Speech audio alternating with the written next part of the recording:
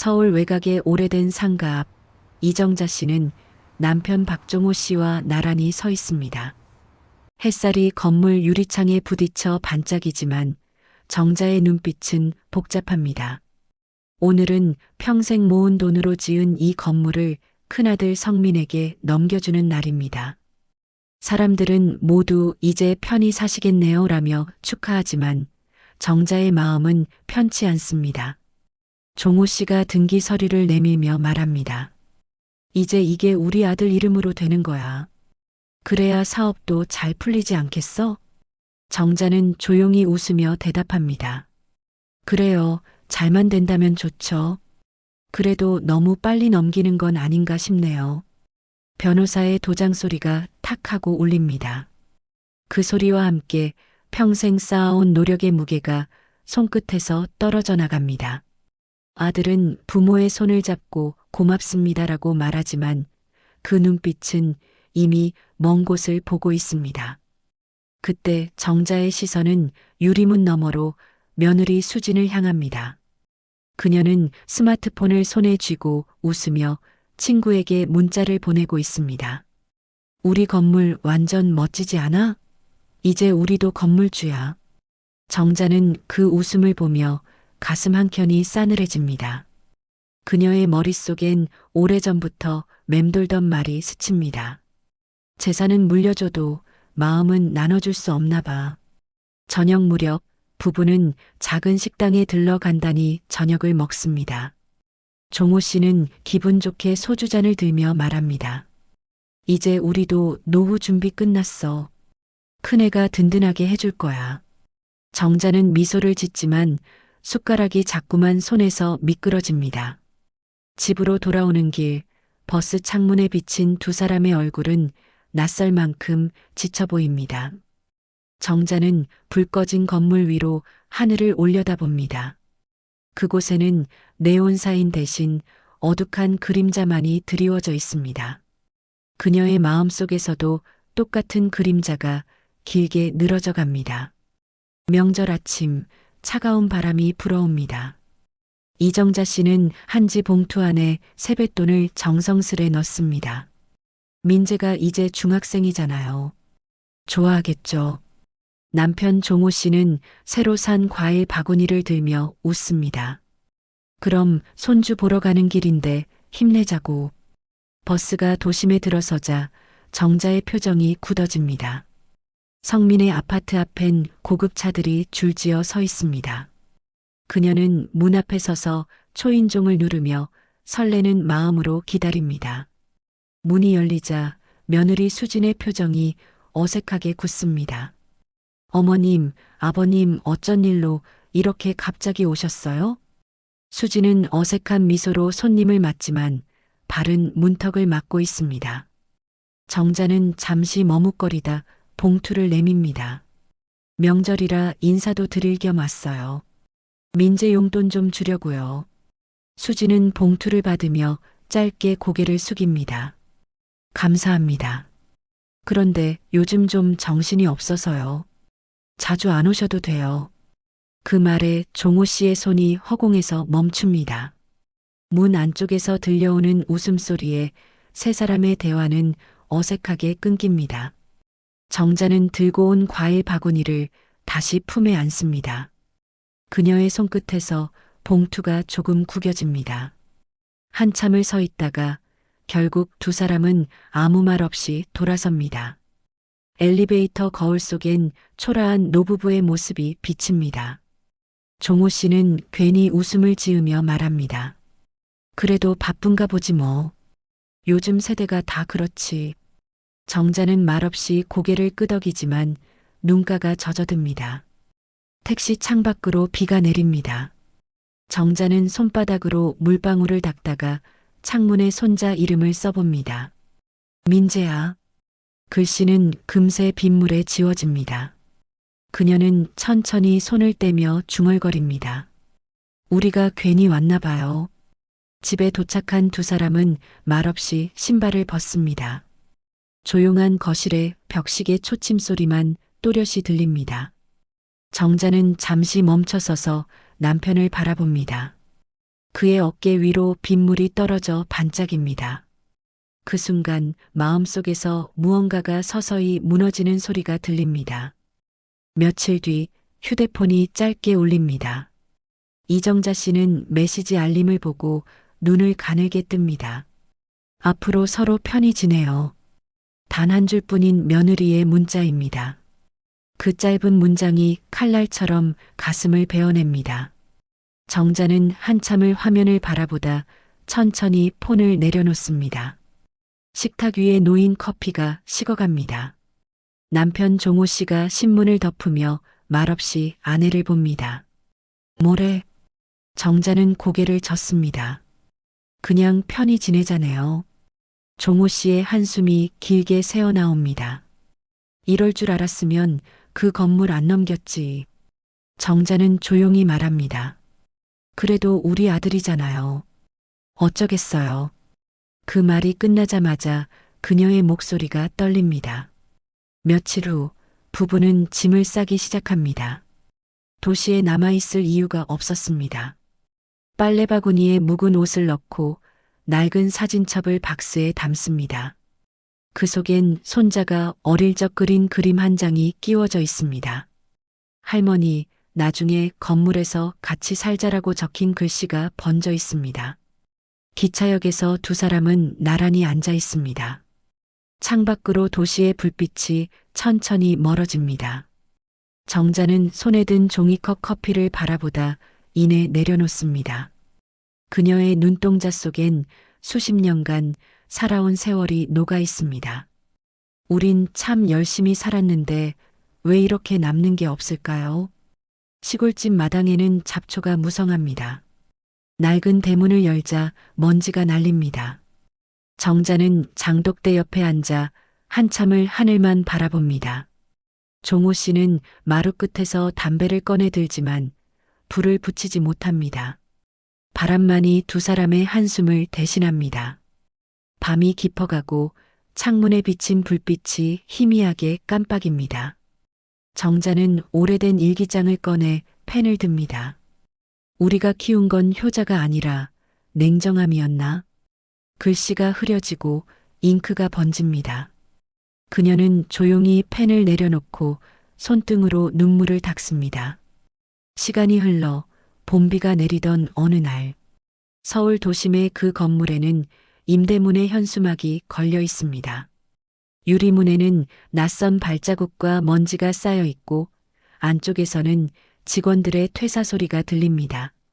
박성민은 회의실에 앉아 휴대폰을 붙잡고 있습니다. 연락처 목록의 대부분이 착신거부로 표시돼 있습니다. 그는 책상 위 계약서들을 바라봅니다. 모두 그의 무리한 확장 계획의 흔적들입니다. 수지는 고개를 돌리며 말합니다.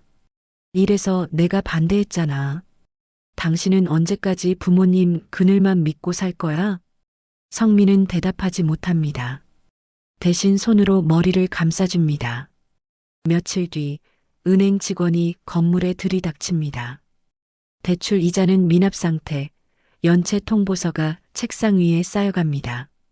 엘리베이터에는 운행 중단 안내문이 붙고 세입자들이 줄줄이 이사를 나갑니다. 성민은 그제야 사무실 유리를 통해 자신의 얼굴을 바라봅니다. 그 눈빛에는 두려움과 후회가 뒤섞여 있습니다. 늦은 밤 빈 건물 복도에 성민의 발자국 소리만 울립니다. 그는 술에 취한 채 계단에 주저앉습니다. 손에는 낡은 명함 한 장이 들려 있습니다. 박종호 건물주. 그는 손끝으로 아버지의 이름을 문질러 봅니다. 비가 세차게 쏟아지고 휴대폰 화면이 번집니다. 성민은 떨리는 손으로 번호를 누릅니다. 어머니. 짧은 벨소리가 울리고 그 끝에서 익숙한 숨소리가 들립니다. 하지만 그는 끝내 아무 말도 하지 못합니다. 수화기 너머에서 들리는 건 고요한 숨결뿐입니다. 정자는 전화를 끊고 한동안 손에 쥔 기기를 바라봅니다. 화면 속 아들이라는 두 글자가 흐릿하게 깜빡입니다. 그녀는 깊은 숨을 내쉰 뒤 창밖으로 시선을 돌립니다. 창문 너머 달빛이 서늘하게 비춥니다. 그 빛 속에서 그녀는 오랜 세월 묵혀온 결심을 굳혀갑니다. 새벽녘 이정자 씨는 부엌불을 켜고 낡은 통장을 꺼냅니다. 표지의 색이 바래고 글자 일부가 달아 지워져 있습니다. 그녀는 통장 옆에 등기 서류를 놓습니다. 박종호 씨가 거실에서 신문을 덮고 다가옵니다. 그걸 왜 꺼냈어? 정자는 고개를 들지 않은 채 조용히 말합니다. 이제라도 바로 잡아야 할 것 같아요. 종호 씨는 깊은 한숨을 내쉬며 의자에 앉습니다. 그의 손끝이 떨립니다. 아들 체면은 어떻게 하려고 그래? 체면이 밥 먹여주나요? 우리가 살아야죠. 정자의 목소리는 낮지만 단단했습니다. 그날 오후 두 사람은 변호사 사무실 문을 엽니다. 사무실 안은 서류 더미와 법률 서적으로 가득 차 있습니다. 변호사는 노부부의 사연을 듣고 고개를 끄덕입니다. 부양 의무 불이행과 증여 취소 사유가 충분합니다. 하지만 시간이 좀 걸릴 겁니다. 정자는 미소를 짓습니다. 괜찮아요. 기다리는 건 익숙하니까요. 사무실을 나서며 종호 씨가 묻습니다. 정말 이걸 해야겠어? 정자는 천천히 걸음을 멈추고 남편을 바라봅니다. 그래야 우리도 후회 안 하죠. 이번엔 우리가 우리를 지켜야 해요. 그녀의 눈빛엔 오랜 세월 눌러온 결심이 서려 있습니다. 밤이 깊고 마당에는 달빛이 가득합니다. 정자는 책상 앞에 앉아 오래된 앨범을 꺼냅니다. 아들의 어릴 적 사진 속엔 웃음이 가득합니다. 그녀는 사진 위를 손가락으로 천천히 쓸어내립니다. 그땐 참 착했는데. 말끝이 희미해지며 목소리가 떨립니다. 다음 날 새벽 첫 기차가 떠오르는 플랫폼에 두 노인이 서 있습니다. 종호 씨는 짐가방을 들고 정자는 서류 가방을 품에 안고 있습니다. 차창 밖으로 스치는 들판이 은빛으로 반짝입니다. 기차가 출발하자 정자는 눈을 감습니다. 그녀의 마음속에는 단 하나의 문장만이 남습니다. 이제라도 바로잡자. 차가운 공기가 법정 안을 가득 메웁니다. 박종호 씨와 이정자 씨는 나란히 앉아 있습니다. 두 손을 꼭 잡은 채 긴장된 얼굴로 재판장을 바라봅니다. 그 맞은편 피고석에는 아들 박성민이 고개를 숙인 채 앉아 있습니다. 정자는 그 모습을 보며 눈을 감습니다. 그토록 믿었던 이름이 이제는 법정에서 불려지고 있습니다. 증여 취소 사유는 부양 의무 불이행입니다. 변호사의 목소리가 단호하게 울려 퍼집니다.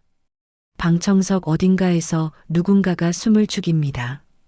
기자들은 연신 셔터를 누르고 몇몇은 부모가 자식을 고소했다는 제목을 떠올립니다.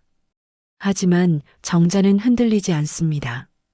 그녀의 눈빛은 서류 위에 작은 글자 하나하나를 꿰뚫고 있습니다. 박종호 씨는 아무 말 없이 아내의 손을 더 세게 잡습니다. 그 손끝엔 오랜 세월의 굳은 살과 고단함이 남아 있습니다. 성민은 고개를 들지 못하고 입술을 깨뭅니다. 법정 공기가 얼음처럼 식어갑니다. 판사의 망치가 천천히 내려옵니다. 원고의 청구를 인용합니다. 증여는 취소, 재산은 원상 회복합니다. 순간 정자의 어깨가 천천히 내려갑니다. 종호 씨는 숨을 내쉬며 고개를 숙입니다. 성민은 그 자리에 얼어붙은 듯 앉아 있습니다. 그의 눈동자에 눈물이 고이지만 이미 너무 늦었습니다. 밖으로 나오자 겨울바람이 얼굴을 스칩니다. 하늘에서는 하얀 눈이 흩날립니다. 정자는 조용히 말합니다. 이제 됐어요. 우리가 이겼네요. 종호 씨는 고개를 끄덕이지만 웃지 않습니다. 그날 밤 두 사람은 작은 식탁에 마주 앉습니다. 따뜻한 국물에서 김이 피어오릅니다. 정자는 숟가락을 들며 낮게 속삭입니다. 이게 마지막 싸움이었겠죠. 창밖으로 눈발이 흩날리며 세상은 고요해집니다. 그러나 그 고요 속에서 그녀의 가슴은 눈물로 젖어갑니다. 서울 외곽의 좁은 골목, 낮은 창문 사이로 희미한 불빛이 새어나옵니다. 그곳은 이제 박성민의 집입니다. 벽에는 곰팡이가 피어 있고 천장에서는 물이 뚝뚝 떨어집니다. 그는 낡은 전기난로 앞에 앉아 손을 비비며 한숨을 내쉽니다. 옆에는 찌그러진 술병이 쓰러져 있고 바닥에는 미지근한 라면 냄비가 식어 있습니다. 신문 한 장이 그의 무릎 위에 올려져 있습니다. 부모, 증여 취소 소송 승소. 그 문장을 읽는 순간 그의 손이 덜덜 떨립니다.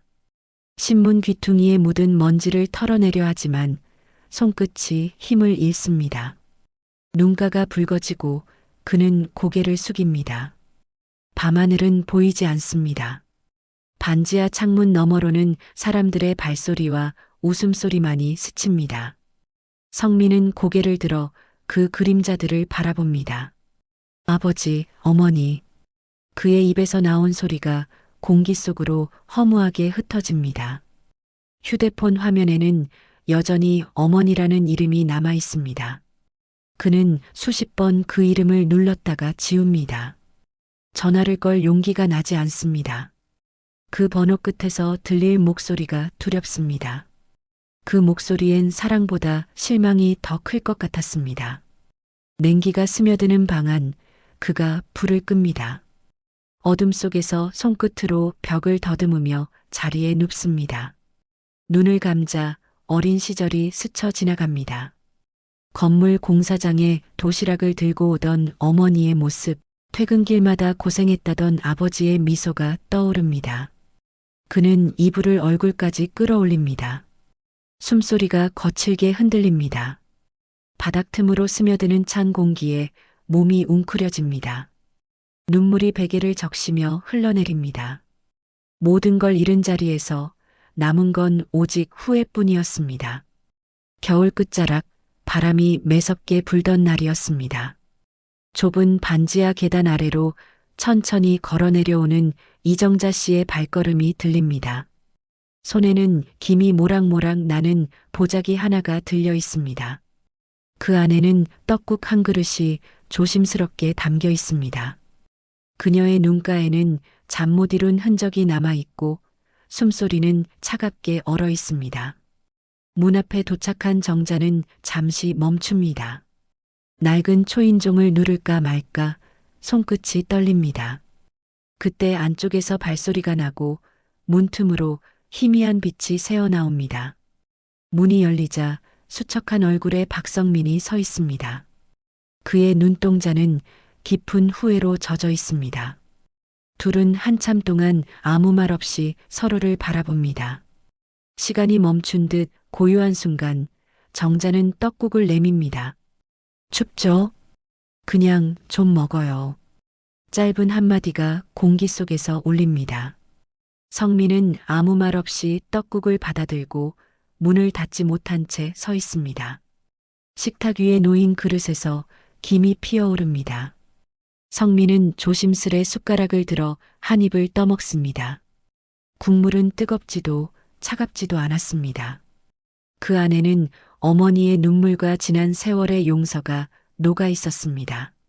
그는 천천히 고개를 숙이고 떨리는 어깨를 붙잡습니다. 밖에서는 정자의 발소리가 멀어집니다. 계단을 올라가는 그녀의 뒷모습에 햇살이 비칩니다. 골목 끝에서 박종호 씨가 조용히 기다리고 있습니다. 그녀가 다가오자 종호 씨는 묵묵히 보자기를 받아듭니다. 둘은 말없이 나란히 걸어갑니다. 하늘 위로 눈발이 흩날리고 햇살이 그 사이를 비춥니다. 정자는 고개를 들어 하늘을 바라봅니다.